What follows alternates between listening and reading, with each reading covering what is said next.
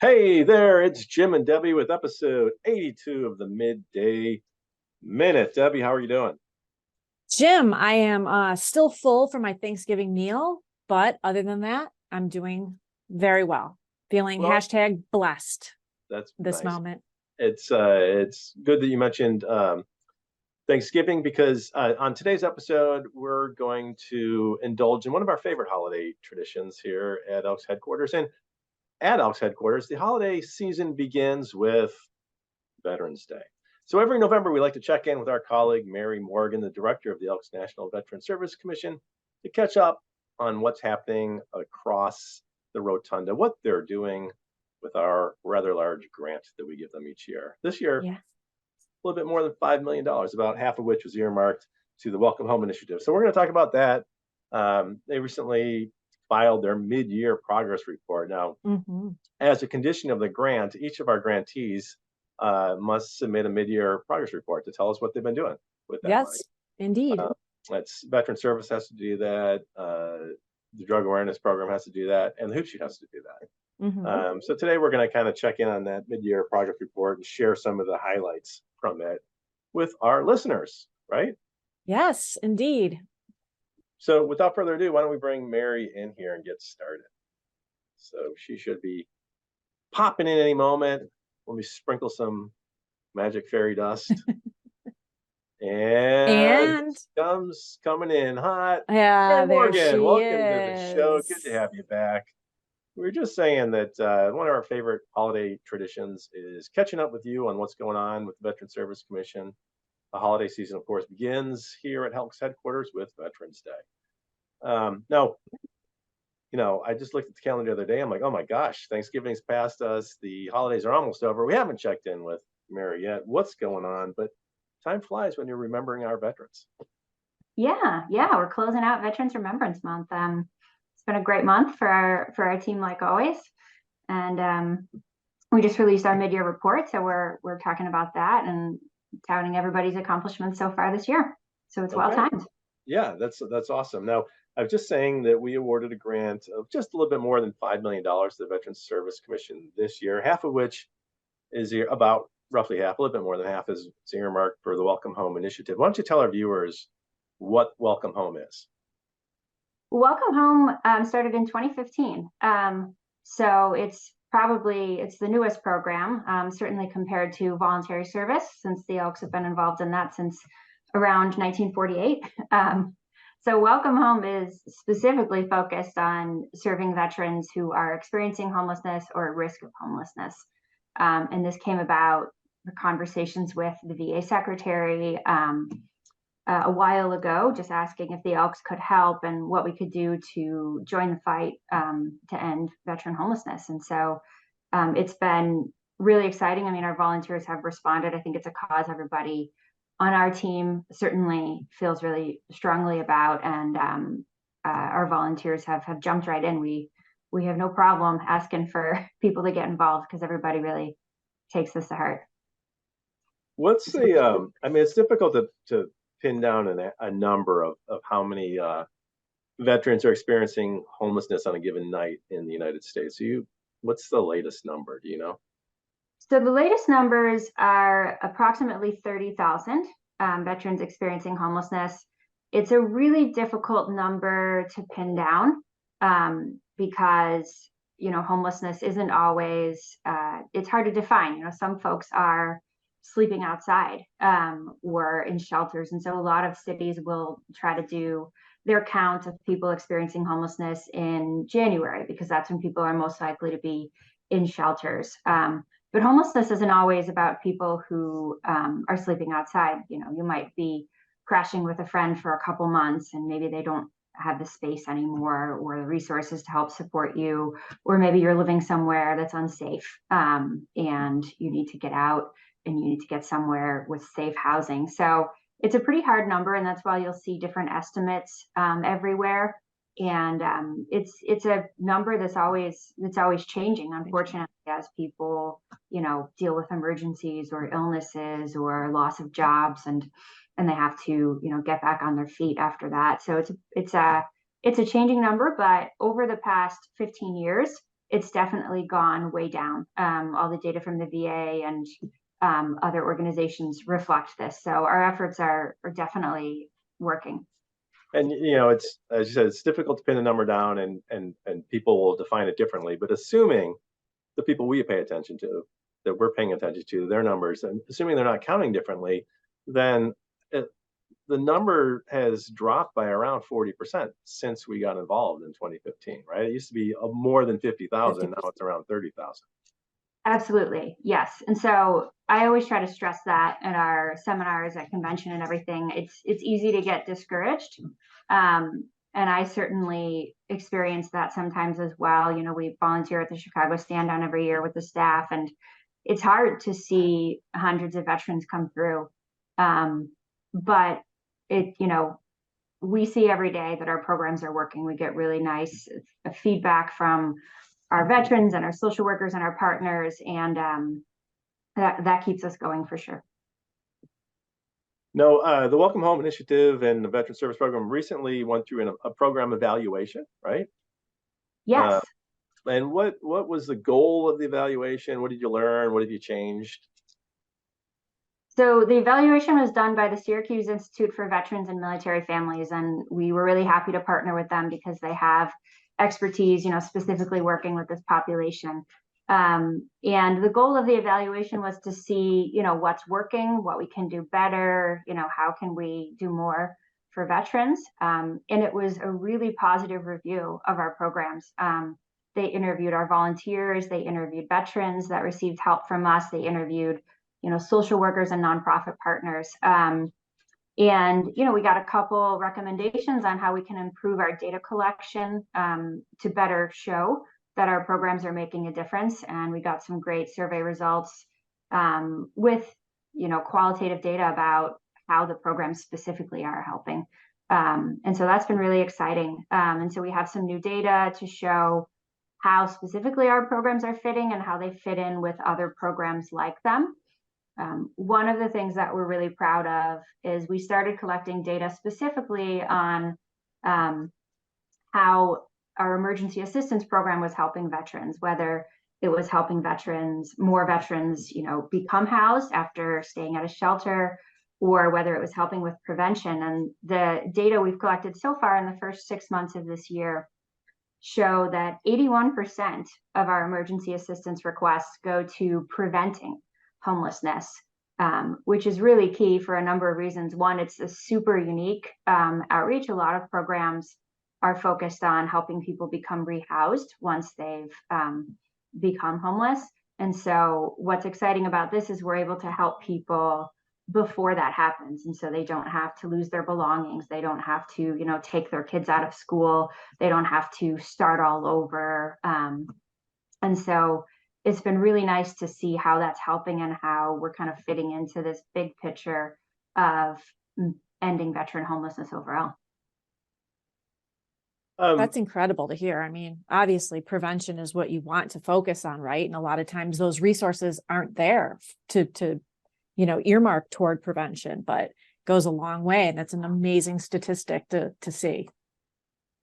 Yeah. And another thing they mentioned in the evaluation was they really liked how closely we worked with our partners so that veterans don't have to seek out our resources on their own. If they're already at the VA, then they know that they can access our programs while they're there. So it's a good way of making sure veterans can use this fund exactly when they need it.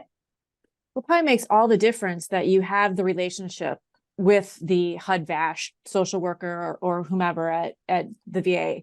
So that, I mean, we all know what trying to navigate a bureaucracy looks like. And when you're in crisis, I mean, that's when people give up. So yeah.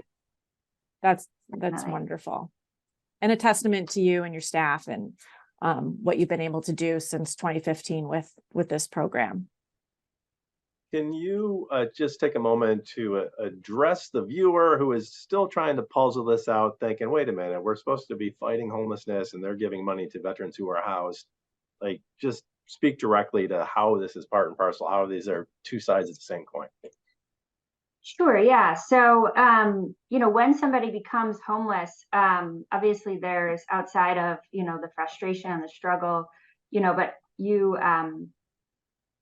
you lose all of your belongings generally. Oftentimes you might lose your job if you're not living close to there. So jumping in when people need this.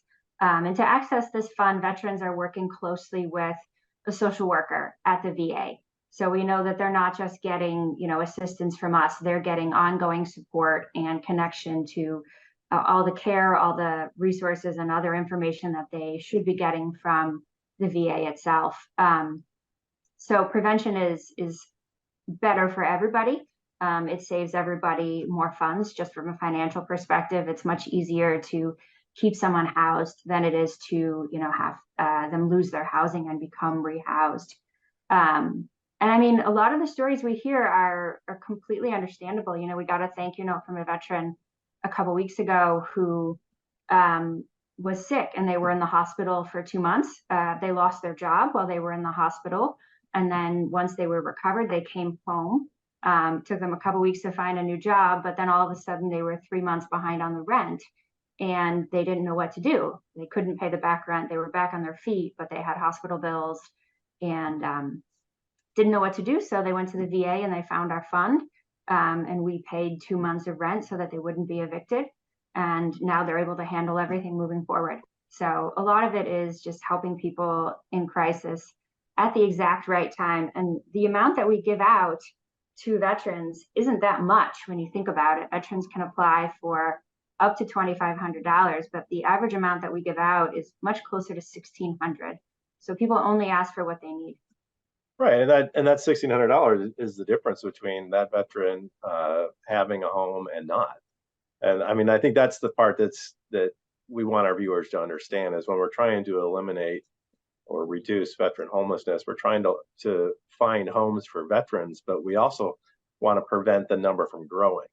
Yeah. So it's intervening in these crisis situations with timely critical assistance can make all the difference. Debbie, do you have that quote handy from the Institute for Veterans and Military Families? Yeah. Found here on the mid-year progress report. It says, whereas historically programs have more often addressed chronic homelessness, the Welcome Home Initiative addresses crisis homelessness, an often overlooked area of homelessness prevention. So, and I mean, these are people who are out there on the front lines working with these populations and with high praise for the Elks efforts. This is what they do, right? This is an institute for veterans and military families. So that is quite a remark. Right. Yeah, and our team works really hard, so it's really nice to get this feedback because we handle some tough phone calls, and it's really nice to get like the feedback about all the people that we are able to help at the right time. Okay, so let's talk a little bit about another leg of the Welcome Home Initiative, which is the Welcome Home kits. This year, through the first 6 months, far ahead of the pace of last year, right? Way ahead, like the 30% increase. Like, to what do you attribute that increase? I think it's the program ourselves and our volunteers. This is something we've seen with the Welcome Home Kit program. The participation is growing every year. 31% is the most we've grown in a year, and that's as opposed to where we were at this time last year. We have new lodges getting involved. I also think it's such a great program, and people get to connect with veterans as they're kind of starting anew and moving into their homes. And we hear from our volunteers all the time that once they go on one Welcome Home Kit delivery, they're hooked. They want to do more. And with volunteers who bring their kids, their grandkids along to help out and go shopping with the veterans to pick out specifically what they need. It's just a program that people really identify with, and we get so many great photos all the time of veterans, with like their supplies and the key to their apartment. And it's just a really hopeful program and offering people some stability when they're moving into a place which is often empty. I mean, I think, we've seen the photos of people sleeping on the floor, or, they're on an air mattress for 7 months because they can't, save up for a bed.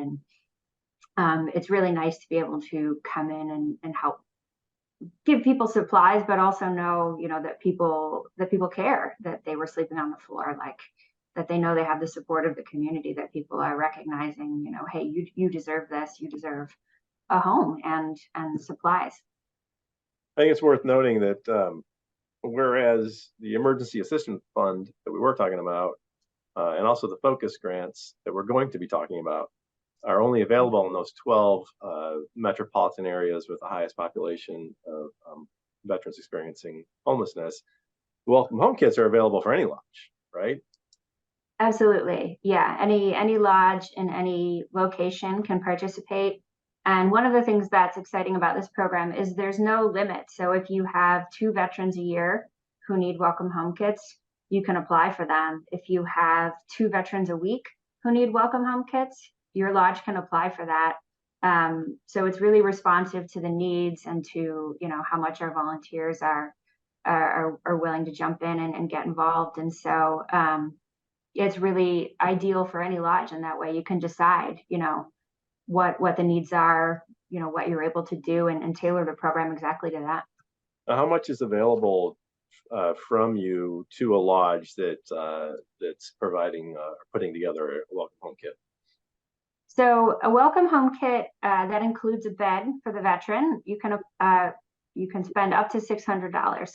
And what you'll do is you'll generally, if it's the first time you're having a kit, you can call our office. We'll walk you through it, tell you how everything works, share some tips from other lodges that we've learned over the years. And then you go out, you buy a bed and supplies and everything you need. And then you just attach those receipts to your form, and we'll send you a reimbursement for everything you purchase. Now, if the veteran doesn't need a bed, a lot of VA facilities are able to provide that for veterans or other partners. Then the welcome home kit will provide up to $300 in supplies, cooking pans, food, sheets, cleaning supplies, everything you need when you move in. A coffee maker is a popular request for a lot of folks. Yeah, the quote that we often quote you in our various when we're talking about welcome home, saying all the things you need to turn a house into a home. Yeah, absolutely. And we heard from a veteran recently who moved into an apartment, and as soon after he got in, his refrigerator broke, and so he wasn't able to keep anything at home. And we had a lodge who helped him get a refrigerator and some other supplies, and now he really likes to cook, and so he makes meals on Sundays for the other veterans who live in the facility where he lives. And that's all because he knew who could help him. He had heard that the Elks would be able to help with a welcome home kit, and he called around and got in touch with them. Well, knowing our membership, that dropping off that kit and then helping, maybe establish the home, that's not the end of it, right? Their fellowship begins from there. So yeah, absolutely. A lot of our volunteers will leave their information and say, if you want to call, or they'll reach out during Veterans Month and say, come on to the lodge for our dinner. So a lot of lodges also use the SIP grants to support welcome home kits like this as well. Definitely. Yeah. And that's especially Spotlight grants and Beacon grant for sure. So let's talk about the third leg of the Welcome Home initiative, which is focus grants. These are large grants of up to $10,000, similar to our impact grants from the Community Investments Program. They're available to lodges that serve these 12 metropolitan areas. You've awarded 43 so far this year. We have, yeah. And they're modeled off of impact grants. So they're very similar in that, they can be a decent amount of work, and we have an impressive group of volunteers running these projects. But unlike impact grants, focus grants are very specific, hence the term focus grants. We want them to be specifically targeted towards serving veterans who are either experiencing homelessness or at risk of homelessness. So lodges partner most of the time with the VA or with a veterans housing facility or shelter to run these projects, and we're looking for a lot of hands-on interaction with the veterans in these places. And so we've had 43 lodges, which is more than last year.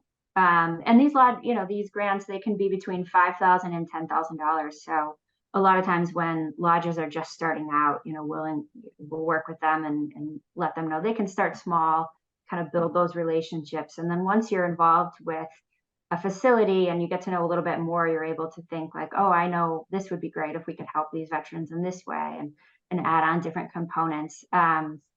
And yeah, I know that there's a lot of SIP grants as well that kind of mirror the focus grant projects. And so we have some lodges that kind of cobble them together and use multiple grants for the same project, which is nice. So when the Veteran Service Commission signed on with the VA way back in September 2015, who was there right there with you every step of the way?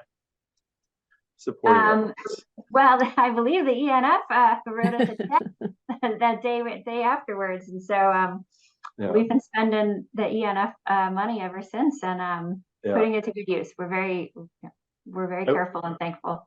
I'm sure I say this every year, but I can remember arriving at the hotel in Indianapolis in 2015 and both of you telling me about like, this is going to happen. Like, we're going to do this to help vet support, ending veteran homelessness. And we were like, it was so exciting to be investing so much money. You guys started to talk about it. I happened to be on your meeting, and then I went to my board. I'm like, this is going on. We ought to support this. And our board decided to pony up $1 million a year over 4 years.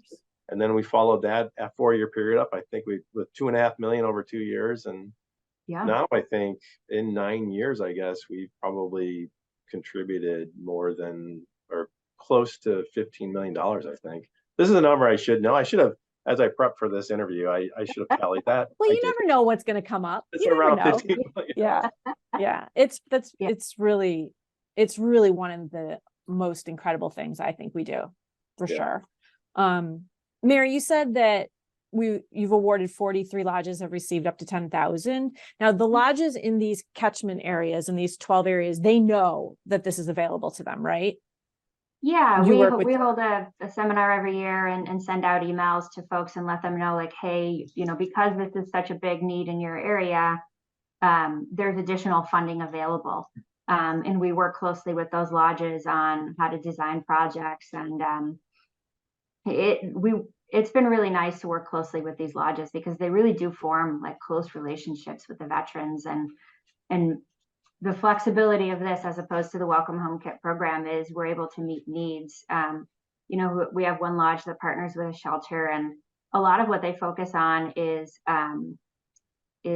social activities for veterans who are in this sober living facility, kind of teaching them like, here's how to go out and you can be healthy and you can connect with your community. And they have educational seminars every month in conjunction with, meals. And it's been really nice to see them help people get back on their feet and start fresh and know that they have those relationships in the community because the Elks are there all the time.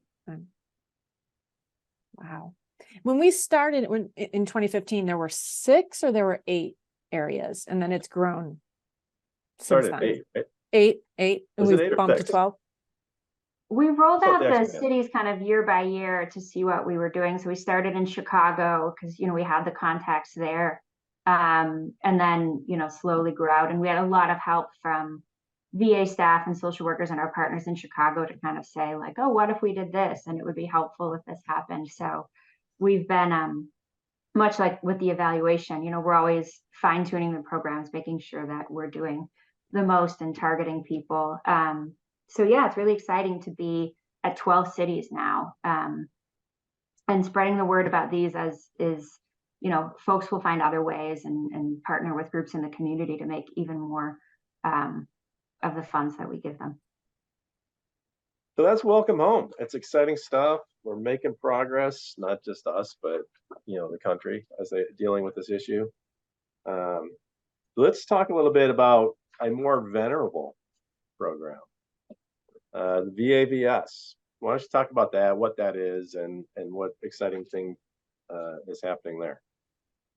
Yeah, so VAVS, in a confusing twist, The VA has changed the name of the VA Voluntary Service Program to the Center for Development of and Civic Engagement. So Just rolls off. That doesn't roll off your tongue as much.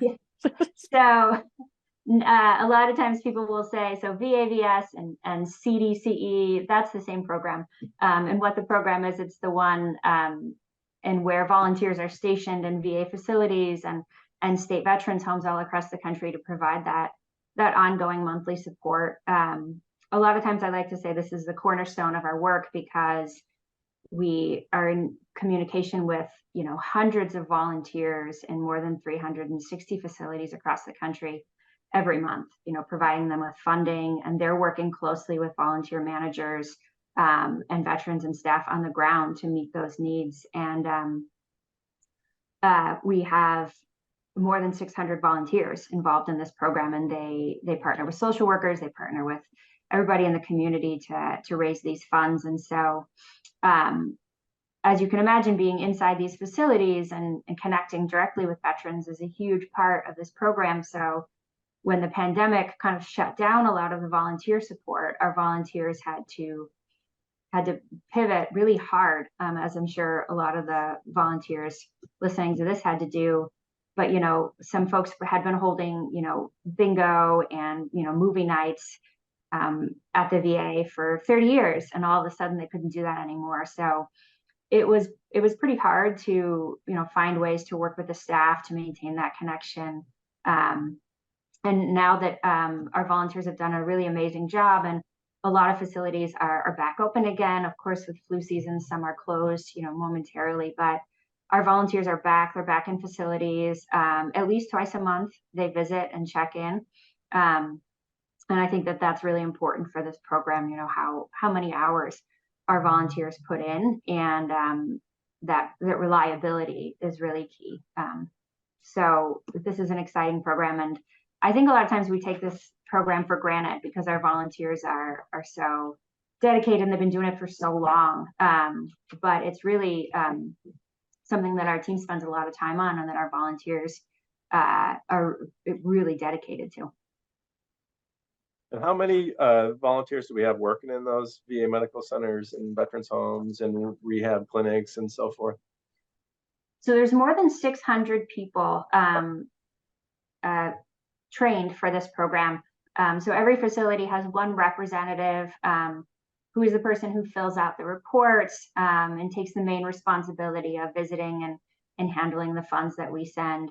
And then a lot of facilities also have deputy representatives who just, help out with different events and host different activities. And so, and then these representatives and deputy representatives, they also bring like people from their lodge along, like, hey, we're having a big Halloween party, come along, or we throw a Super Bowl party at this state veterans home every year, bring snacks, bring people to help out.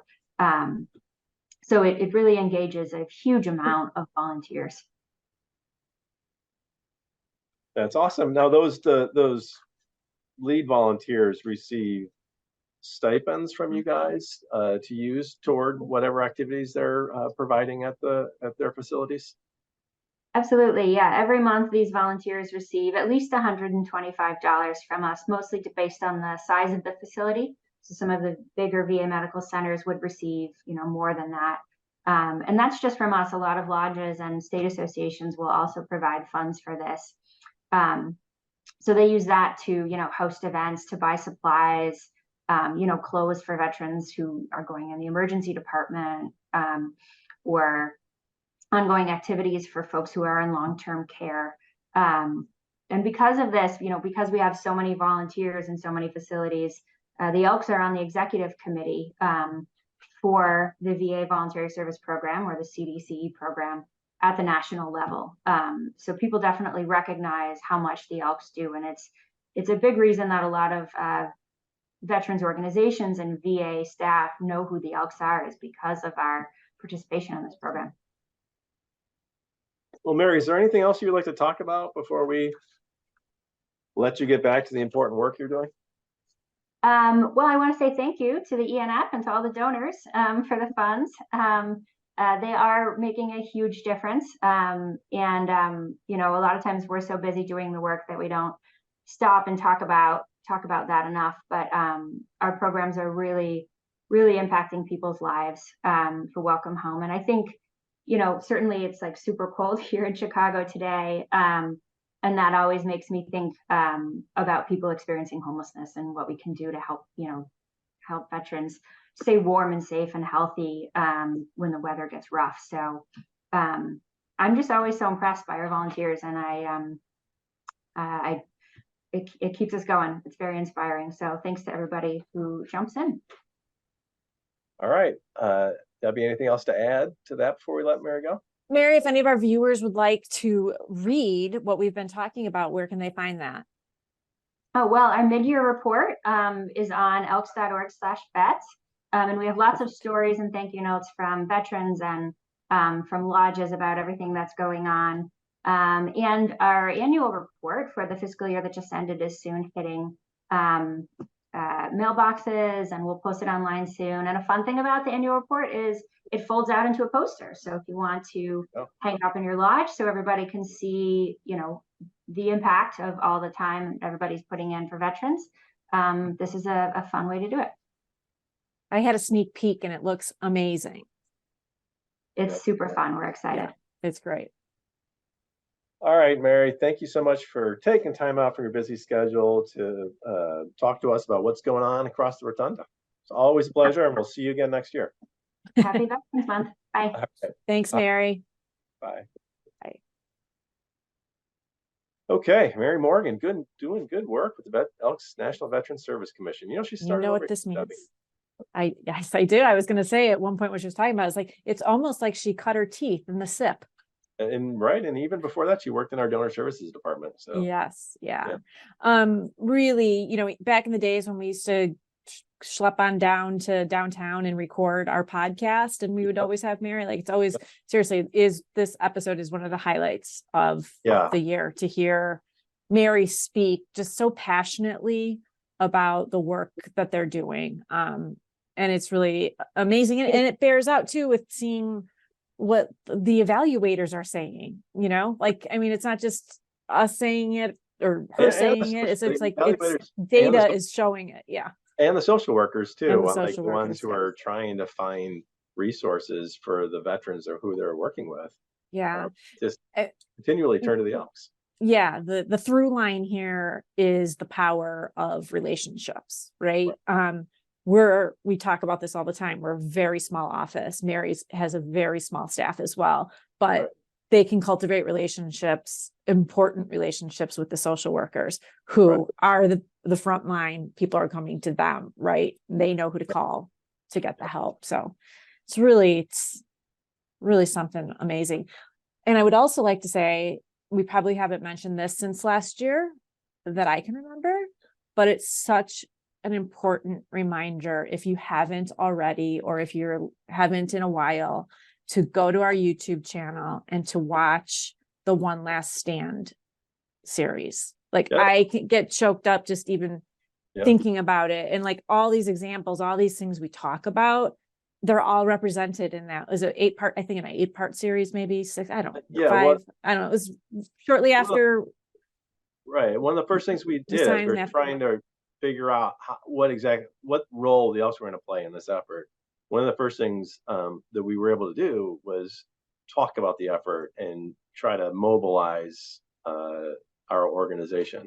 And we did that by, Mary and I went up to the Lovell VA Medical Center in Waukegan with a film crew, and Mary and the staff there had arranged for 7 or 8 veterans to talk with us about their experiences when they were living in shelters or on the streets. Mm-hmm. And I conducted all those interviews. Yeah. Yes. I was. It was an amazing team effort, and those stories. Sadly, those stories are timeless in terms of what the experience was and what the result of that was. But speaking about prevention, right? Yeah. Allowing somebody the grace of $1,700 to pay their back rent or pay for a car repair, you Right. know, So they can keep their job, so they can keep their job. pay their bills, so they can stay housed. Yeah. And if you don't know people who or have worked closely like we do with, you know, with Mary and with our grants through the SIP, you don't always necessarily know when you see maybe a lot of homeless people or people experiencing homelessness on your, you know, in your city or whatnot. You Yep. think, what's going on with that? Why is that way? But, you know, we all live maybe one big crisis away from Right. possibly being that person. So it's important to keep that humanity in mind. But anyway, love that. Please, again, maybe we can post a link in the notes to One Last Stand. So, you know, when you donate to the Elks National Foundation, if you're supporting our veteran service program, that's what we're doing with the money. We award a grant every year to Veteran Service Commission. Your donations help us do that. And you just heard how that money is being used. It's doing amazing things. It's a great investment. It is. It really is. Well, we got that in under the November wire, I'd say. Right. And as the calendar turns to December, we have MVS judging starting on Friday. And yes, we do. The SIP deadline is around the corner in January, right? January 17th. The legacy deadline is in beginning of February. Is that right? February. It feels so far off. It's February 5th. Hoop shoot contests are happening. They are happening. Right? Yes, we'll put some of the numbers for our MVS. We received nearly 22,000 MVS applications. Like you said, lodge judging is where it all begins, and that starts on December 1st. We have a scholar advisory board meeting this weekend. So we have 12 of our Elks scholars who help advise us on the opportunities that we offer to our scholars. They're going to be here doing that. So lots of things. Our next episode, I'm really looking forward to as well. Episode 83 will be the annual crossover episode with Take a Sip. We're going to do the impact grant announcement. So, yep. So big things happening.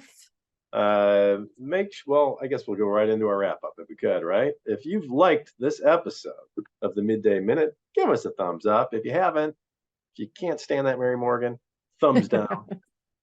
Either way, share it far and wide so people in your social network can learn about the great things that the Elks National Veteran Service Commission is doing with our ENF grant. If you're not already subscribing to our YouTube channel, tap that bell. Tap that bell. Yeah, hit the button and tap that bell so you'll be notified every time we post new content. And our videos are coming pretty soon too. So there's always new content coming out on our channel. You're not going to want to miss it. And you know, when we say to use your thumbs to tap bells and all that, that's free. It doesn't cost you anything. There's no good reason not to do it, especially in the season of giving. So why don't you give us a thumbs up or a thumbs down and share that. Just do all that stuff. Okay, it's free. We appreciate it. And with that, I guess that wraps up episode 82. We'll see you next month. Thanks. Thanks for watching, everybody. Bye.